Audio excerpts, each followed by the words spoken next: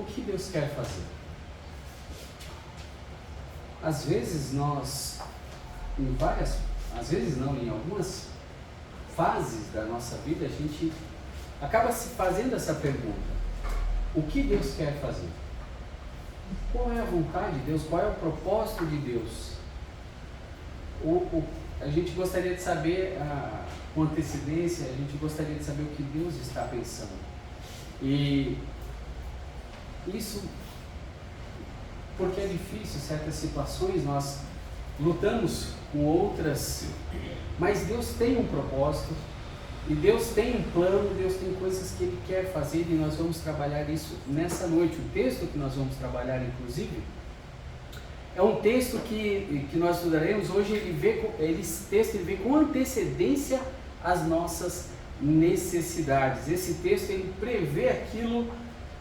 Deus está mostrando que Ele sabe como a gente se sente, mas Ele sabe o que vem lá na frente, coisa que nós não sabemos. Esse texto, na ansiedade, ele traz segurança. Ele nos leva da situação de medo para a fé. Mas o que Deus quer fazer por seus filhos? O que Deus quer fazer por nós? Sendo nós cristãos, Deus quer nos abençoar. Ele deseja trocar o nosso sofrimento pela sua paz. Alguém disse uma vez: olhe para os outros e ficará angustiado. Olhe para si mesmo e ficará deprimido. Olhe para Deus e será abençoado. Vamos orar. Senhor, nós queremos pedir as Tuas bênçãos sobre a mensagem dessa noite. Peço, Pai, que o Senhor esteja trabalhando em nossos corações, me ajudando a transmitir aquilo que eu entendi, aquilo que eu pude estudar para a mensagem. Que o Teu Espírito Santo esteja ajudando cada um que irá ouvir essa mensagem a confiar e entender o que o Senhor quer para a vida de cada um, para a sua própria vida. Abençoa-nos, Pai, eu te peço, livra-nos de todo o mal e nos ajuda a confiar no Senhor. É o que eu peço em nome de Jesus. Amém. O que Deus quer fazer? Isaías, abram suas Bíblias em Isaías 41, o texto está ali, mas pode abrir sua Bíblia lá, porque depois nós leremos outro texto lá. Isaías 41, 10. Isaías 41, 10 diz: não temas, porque eu sou contigo. Não te assombres, porque eu sou teu Deus. Eu te fortaleço e te ajudo e te sustento com a destra da minha justiça. O que Deus quer? Primeiramente, Deus quer trocar os nossos temores pela sua comunhão. Ali no começo do versículo: não temas, porque eu sou contigo. Todo homem tem medo. Todos nós temos algum tipo de temor, algum medo de qualquer coisa. Tem gente que vai falar: não, eu não tenho medo de nada. Eu não acredito. Sabe por que eu não acredito que não exista alguém que não tenha medo de nada? Porque Deus nos fez assim. O medo, ele tem a sua validade e nós vamos ver isso. É da nossa natureza ter medo. Deus nos fez dessa forma. Ao mesmo tempo que nos protege de certos perigos, porque o medo nos faz evitar certas coisas. A não nos arriscarmos, não arriscar a nossa vida. Não arriscar a vida dos nossos familiares. Por exemplo, igual o irmão que estava viajando agora, obviamente vem dentro de uma certa velocidade, não vai passar a 140, 150, 160, porque sabe que é perigoso. 170 com um carro que não é indicado para andar nessa velocidade. A gente sabe que tem gente que pega um carro como o do irmão ou do irmão e anda nessa velocidade. Mas a gente sabe que é perigoso, então a gente tem certos medos e temores que é para nos livrar do perigo, nos afastar do perigo. Só que também esse mesmo medo pode nos atrapalhar no nosso caminhar com Deus. Pense, por exemplo, em George Miller e David Livingstone. Se George Miller deixasse que o medo de não dar conta de sustentar os órfãos fosse maior do que a sua vontade de fazer a vontade de Deus, ele teria construído os orfanatos? De maneira alguma. ele não teria feito nada. Mas o medo não o impediu. E é esse medo que nós não podemos deixar que nos domine. David Livingstone, que desbravou a África, foi um missionário lá, um missionário conhecidíssimo. Se ele tivesse tido medo, ele não teria ido onde ele foi, porque ninguém tinha ido ainda onde ele foi, no meio daquelas tribos africanas.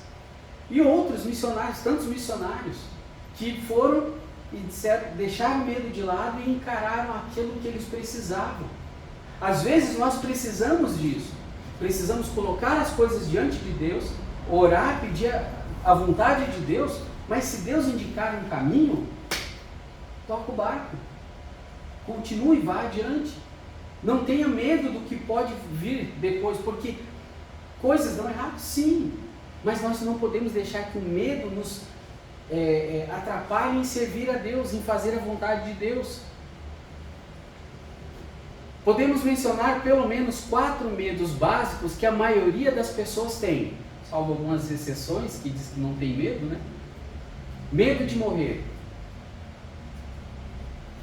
Existe uma diferença entre o medo de morrer porque não sabe o futuro, não sabe o que vem depois, e o medo natural, porque o homem não foi feito para morrer. Deus não fez o homem para morrer. O pecado, quando entrou no mundo, trouxe o quê? A morte. Mas nós não fomos feitos para morrer. Por mais que a gente diga, eu mesmo já falei, eu não tenho medo de morrer, porque eu sei para onde eu vou. Mas eu já passei por situações onde ali, naquele momento mais próximo, assim, teoricamente, a gente pensa que é próximo, mas às vezes nem é tão próximo assim. É o irmão de exemplo de novo, que teve Covid e foi sério. Não foi, pelo que eu sei, o irmão foi sério. E a gente para pensar em muitas coisas. Então, é natural que tenhamos medo de morrer. O incrédulo, ele tem que ter medo mesmo, porque ele não sabe para onde ele vai. Nós, os salvos, é normal ter. O outro medo, medo de falhar. Quem não tem medo de falhar? De errar, será que se eu tomar essa decisão, será que se eu trocar de emprego, ou será que se eu tomar uma decisão que vai mudar completamente os rumos da minha família? E se não der certo? E se acontecer alguma coisa no percurso e que teria sido melhor eu ter ficado lá atrás e não ter mudado em algum sentido? É normal ter medo de falhar de qualquer área. Medo de perder a segurança.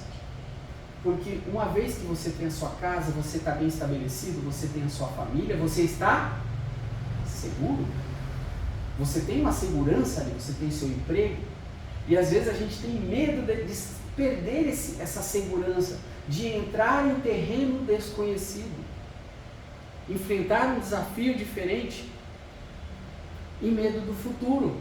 Perceba que está muito ligado um ao outro, porque se nós ficarmos pensando no futuro, aí a gente vai mesmo ter medo do que vai acontecer depois. Por isso o Senhor Jesus falou o quê? Basta cada dia o seu próprio mal. Eu tenho que viver o agora. Eu não posso ter medo lá na frente. Eu tenho que me planejar? Sim, a Bíblia ensina sobre planejamento, ensina. Mas eu não posso deixar que o medo atrapalhe a minha vida. O medo me trave.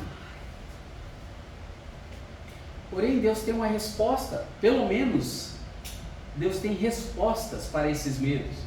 Medo de morrer. Paulo falou que o morrer é lucro. O viver é ganho, é Cristo, mas o morrer é lucro. De qualquer forma estaremos com Cristo.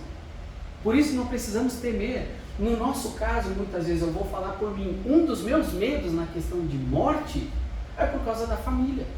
Porque nem pai que ame sua família não vai ter aquele temor. A gente sabe que Deus está cuidando, principalmente se são salvos. Mas você não quer deixar sua família desamparada. E isso pode trazer medo, mas biblicamente o morrer é lucro. Deus vai cuidar de qualquer forma. Se é o momento, se é a sua hora, Deus vai cuidar. Então morrer é lucro, não devemos temer. Falhar. Filipenses 4,13. Posso todas as coisas em Cristo que me fortalece. Inclusive falhar, faz parte da vida. Ninguém acerta todas as vezes. Nós erramos. E é com os erros que nós aprendemos. Os erros nos ensinam várias coisas. Erros do passado que eu cometi me ensinaram certas coisas que me evitam errar novamente no futuro.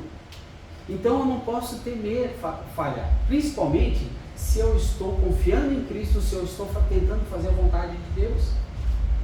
Segurança, Salmos 4:8, em paz também me deitarei e dormirei, porque só Tu, Senhor, me faz habitar em segurança. Deus está cuidando de nós. Nós cantamos isso hoje. Deus tem cuidado de você. Deus tem cuidado de mim, da minha família, da sua família. Nós não precisamos temer a segurança, porque Deus é quem cuida de nós. E medo do futuro. E eis que eu estou convosco todos os dias, até amanhã, até a consumação dos séculos. Mateus 28:20. Hebreus vai falar sobre isso também. O nosso Deus nunca nos deixará nem nos abandonará. Hebreus 13:5. Sejam os vossos costumes e avareza, contentando-vos com o que tendes, porque Ele disse, não te deixarei nem te desampararei. Então nós não precisamos temer nada, no sentido que, se eu estou andando com Cristo, se eu estou fazendo a vontade de Deus, se eu estou buscando ser fiel a Deus, o medo não pode me dominar. O medo não pode dominar as suas decisões também. Deus quer trocar a nossa confusão pelo seu conforto. Ali na segunda parte do versículo, não te assombres, porque eu sou o teu Deus. A palavra assombro, ela está muitas vezes ligada a quando a gente está passando por algo que nos pega de surpresa. Aqui esse texto está em Isaías. Lembra quando chegou Senaqueribe e Ezequias foi impactado por aquilo? Mas Isaías vai falar em outros momentos sobre punições para Israel, só que aqui ainda no capítulo 41 ele vai falar, não te assombres, porque eu sou o teu Deus.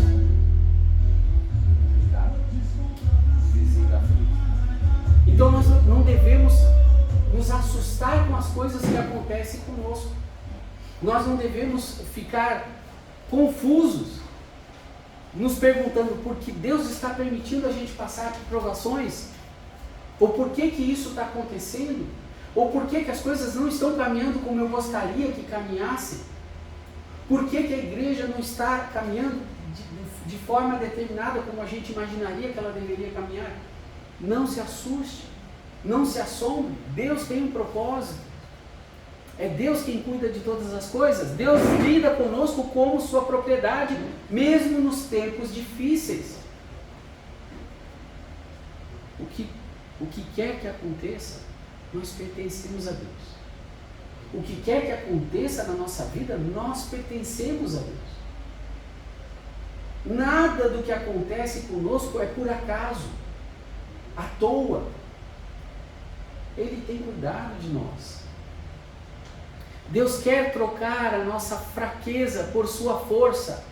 E aí ele continua no versículo, eu te fortaleço. Porque muitas coisas nos dão a sensação de fraqueza. Existem inúmeras situações, por exemplo, doenças. Quando a gente tem algum tipo de enfermidade, quando a gente está doente, isso nos dá aquela sensação de impotência, de fraqueza. Eu, por exemplo, agora a gente foi numa consulta de retorno e a médica falou, olha, você precisa tomar muita vitamina B e muita vitamina B12 e isso. E falou que, olha, por isso seu cabelo está afinando, estou ficando mais careca, está caindo o cabelo. São coisas da idade. E com a idade vem as doenças, vem as enfermidades e a gente não tem controle sobre elas e muitas vezes a gente tem essa sensação de fraqueza. Erros do passado. Quando nós tomamos decisões no passado que deveriam ter sido tomadas decisões diferentes. Um outro exemplo que eu posso dar, meu pai ele não me cobrava para que eu terminasse os estudos. ele dizia para mim, se vira, você é responsável, você tem que estudar e terminar seus estudos. Se você não terminar, o problema é seu e você que vai sentir falta lá na frente, vai fazer falta para você. Obviamente ele estava certo, mas um adolescente consegue compreender isso? Não consegue. Um jovem ali novinho não consegue. Só que é uma decisão, um erro do passado, onde eu não me esforcei, não me dediquei, eu tive que concluir meus estudos depois. E fez muita falta no futuro. E não ter os estudos completos na idade normal causa essa sensação de impotência, de fraqueza, o que eu é muito mais limitado, era muito mais limitado antes de Deus me chamar para ser pastor, a questão de emprego. Por quê? Porque eu não tinha formação. Então, às vezes, a gente fez escolhas no passado que a gente pensa hoje, diz, se eu tivesse tomado um caminho diferente, e se eu não tivesse escolhido isso, e se eu tivesse tomado esta decisão, ao invés daquela, nós não podemos viver no passado. O passado tem o seu nome, já é passado. Temos que viver o presente. Temos que buscar fazer a vontade de Deus no presente e confiar na força dele no presente. Derrotas para a nossa carne e para Satanás é outra coisa que nos dá essa sensação de fraqueza. Quando eu sucumbi ao pecado e aquilo fica martelando na nossa cabeça. Você não devia ter feito isso. Você não devia ter... Olha, se você tivesse sido fiel a Deus nessa área, não estaria passando pelo que está passando agora. Existem, por exemplo, as jovens que no namoro, as moças engravidam sem estar casadas. E isso eu falo não aqui, mas alguém que assista ao vídeo, esteja assistindo ao vídeo. Isso não pode frear você, não pode te dar aquela sensação de eu não sirvo para nada, eu não posso fazer nada para Deus. Não. Você tem que largar a sua própria força e confiar na força do Senhor. Eu te fortaleço, é Ele quem nos fortalece. Não podemos esquecer do poder de Deus. Agora, eu disse para vocês abrirem lá em Isaías 41, mas no capítulo 40, versos 28 até o 31, não sabes, não ouvistes que o eterno Deus, o Senhor, o Criador dos fins da terra, nem se cansa, nem se fatiga? É insondável o seu entendimento, dá força ao cansado e multiplica as forças ao que não tem nenhum vigor. Os jovens se cansarão e se fatigarão, e os moços certamente cairão, mas os que esperam no Senhor renovarão as suas forças, subirão com asas como águias, correrão e não se cansarão, caminharão e não se fatigarão.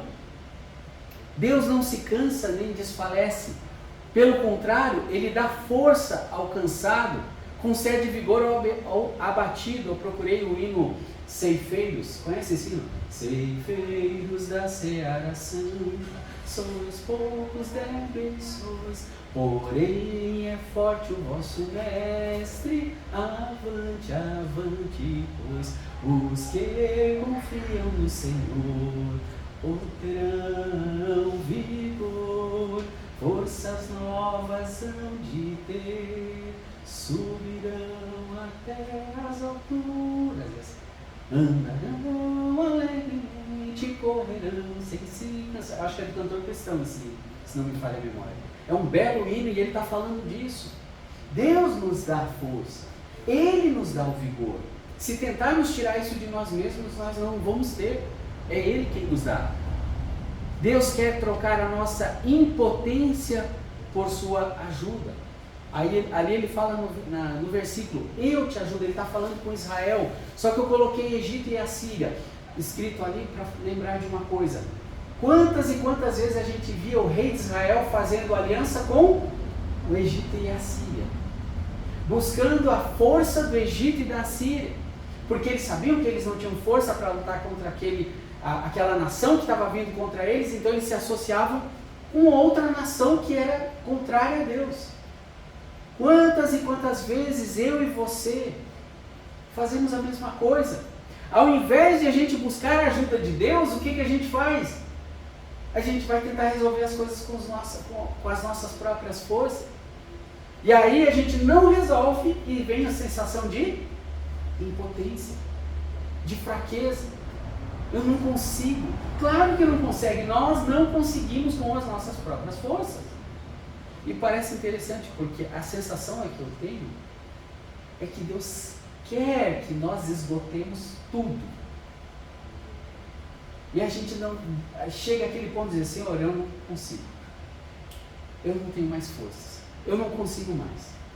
Eu cheguei no meu limite. Agora você vai depender de mim? Então tá bom. Agora eu te ajudo.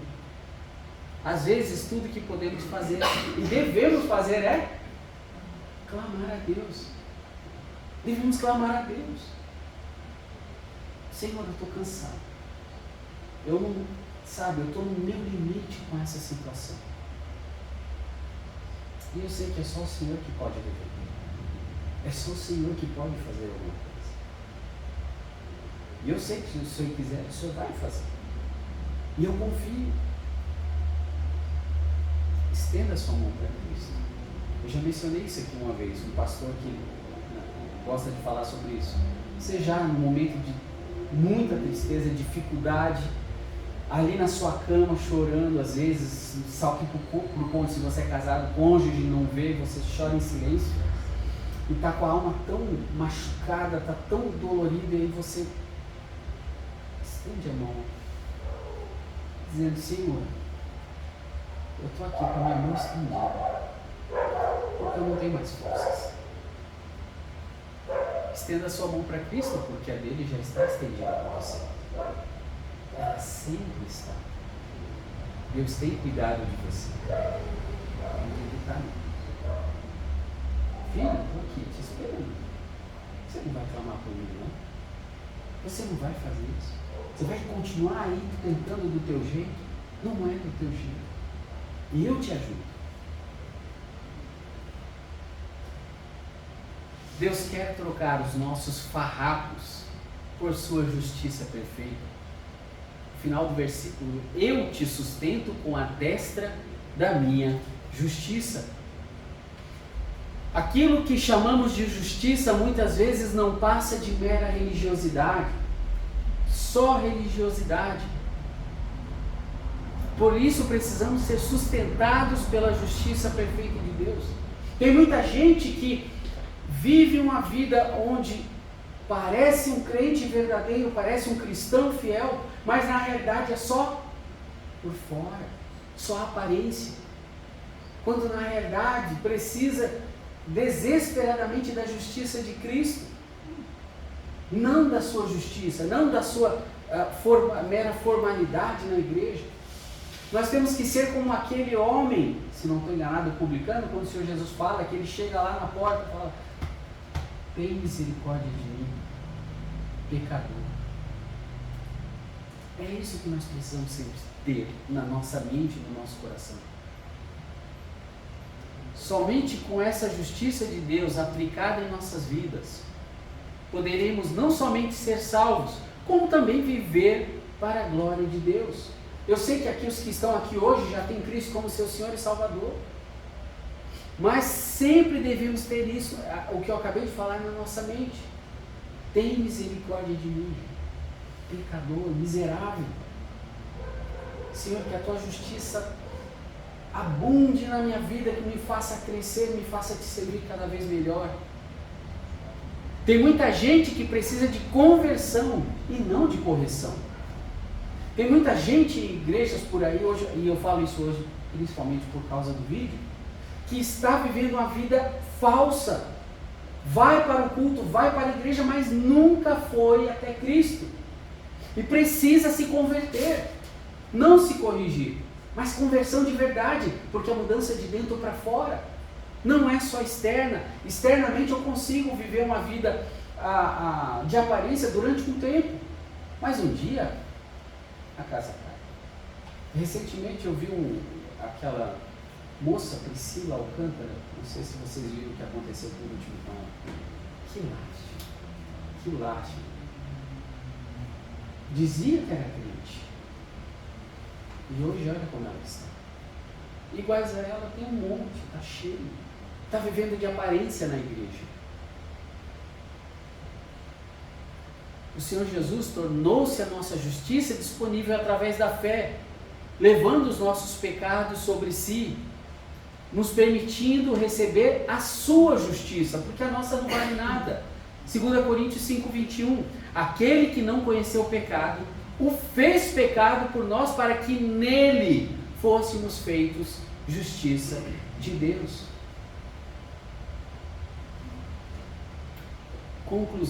Concluindo, depender de Deus e não temer o futuro deveria ser algo já estabelecido no nosso coração. Deveria estar lá já. Para quem tem mais de 10 anos, 5, 10 anos de crente, isso deve ser algo comum para nós, na nossa vida. Não temer o futuro, depender de Deus. Porque Deus é conosco. Ele já declarou que é nosso Deus, que nos daria força e ajudaria no que fosse necessário, e que nos sustentaria. Qual seria o motivo para você ainda temer alguma coisa? Qual seria o motivo para temermos qualquer coisa? Sendo que Ele falou que nos sustentaria, que cuidaria de nós. Cristo morreu não somente para nos salvar, mas para nos comprar e para cuidar de nós. Apenas confie. Essa é a mensagem. Apenas confie. É isso que Deus quer fazer. Cuidar de cada um de nós. Amém? Vamos orar. Senhor, obrigado pela Tua palavra. Abençoa, Senhor, que possamos confiar, possamos não temer o futuro, temer o Senhor. O Senhor nós devemos temer, mas não o futuro. Não morrer, não falhar, porque isso faz parte da vida. Sabemos que o Senhor é quem está cuidando de nós. Sabemos que o Senhor nos ama, o Senhor nos comprou. Nós pertencemos a Ti. Nos ajuda, Pai, a confiar, a descansar no Senhor. Porque a Tua palavra nos mostra o que o Senhor quer fazer. Não é segredo, não é um mistério. Principalmente com relação às nossas vidas. Ajuda-nos, Pai, a vivermos de acordo com essa mensagem, com a mensagem da Tua palavra.